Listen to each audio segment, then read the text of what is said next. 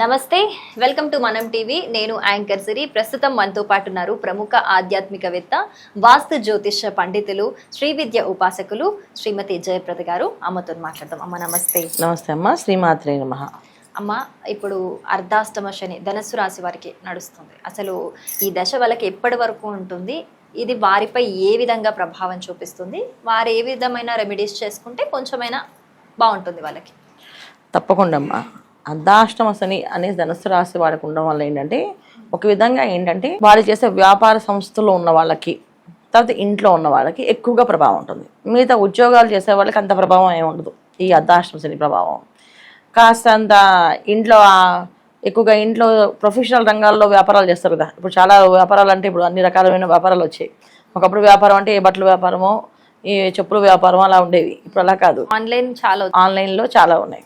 ఈ ఆన్లైన్ ఎవరైతే చేస్తారో వాళ్ళకి ఎఫెక్ట్ ఉంటుంది అర్ధాష్టమ శని.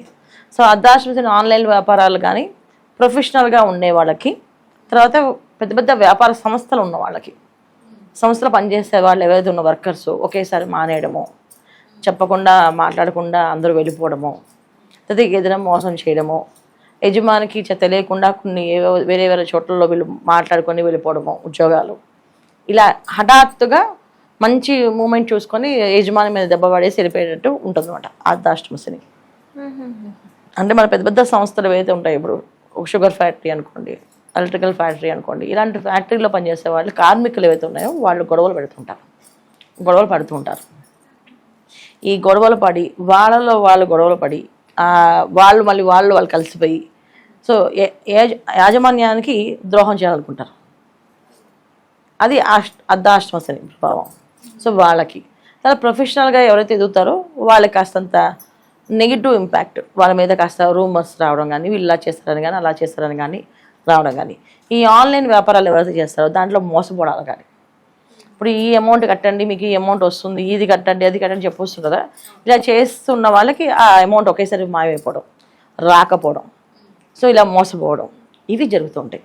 ఇది ధనుస్సు రాశి వాళ్ళు ఎవరైతే ఈ ప్రొఫెషనల్ రంగాల్లో ఉన్నారో వాళ్ళు జాగ్రత్తగా ఉండాలి. ఈ ప్రొఫెషనల్స్లో ఎవరు లేరు, నార్మల్గా ఉన్నారు, ప్రాబ్లమే లేదు.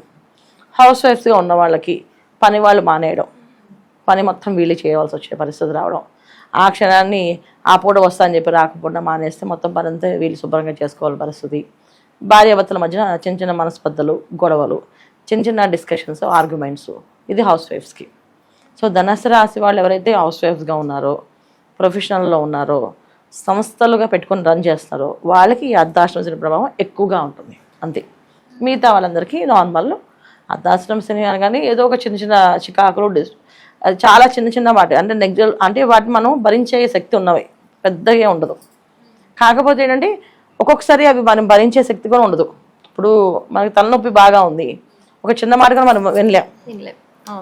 సో ప్రశాంతంగా ఉన్నాం, ఎంత అవతల వాళ్ళు పిచ్చి వాళ్ళు వాగుతూ ఉన్నా సరే సరే విందాలని చెప్పి వింటూ ఉంటాం. సో ఈ డిఫరెన్సెస్ అనేది వాళ్ళ పర్సనల్ జాతకంలో కూడా శని భగవానుడు ఒక మంచి స్థానంలో ఉంటుంటే ఈ అర్ధాష్టమ శని వాళ్ళని ఇబ్బంది పెట్టదు.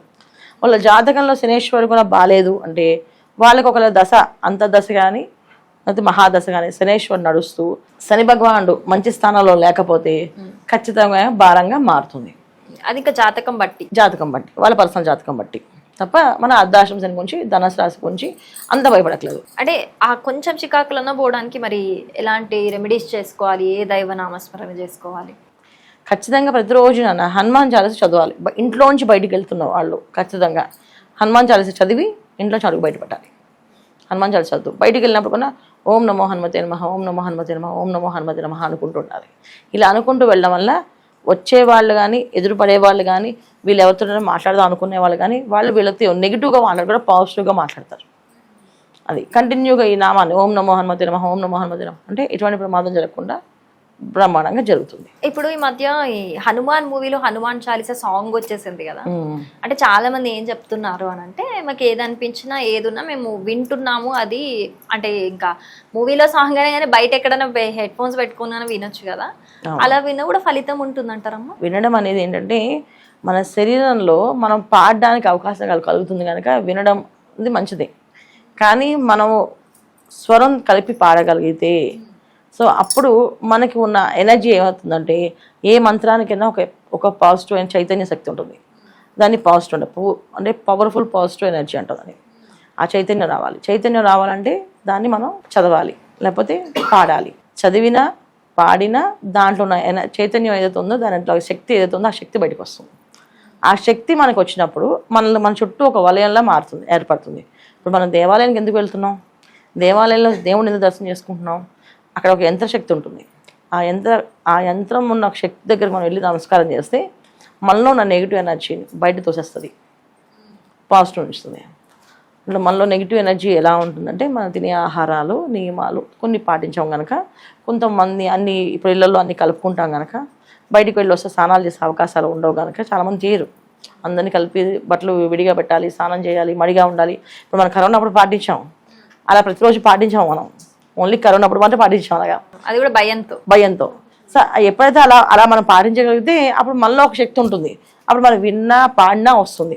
మనం అలా పాటించాం కనుక మనం పాడాలి. అప్పుడే మన దేహంలోంచి ఉన్న ప్రతి ఒక్క ఎనర్జీ నెగిటివ్ బయటికి వెళ్ళి పాజిటివ్ ఉంటుంది. ఆ పాజిటివ్ వచ్చినప్పుడు ఎదుటి వాళ్ళు మనతో పాజిటివ్గా మాట్లాడతారు. అందుకని చదవాలి. చాలా చక్కగా చెప్పారు. థ్యాంక్ యూ అమ్మ. నమస్తే అమ్మ. శ్రీమాత్రే నమః.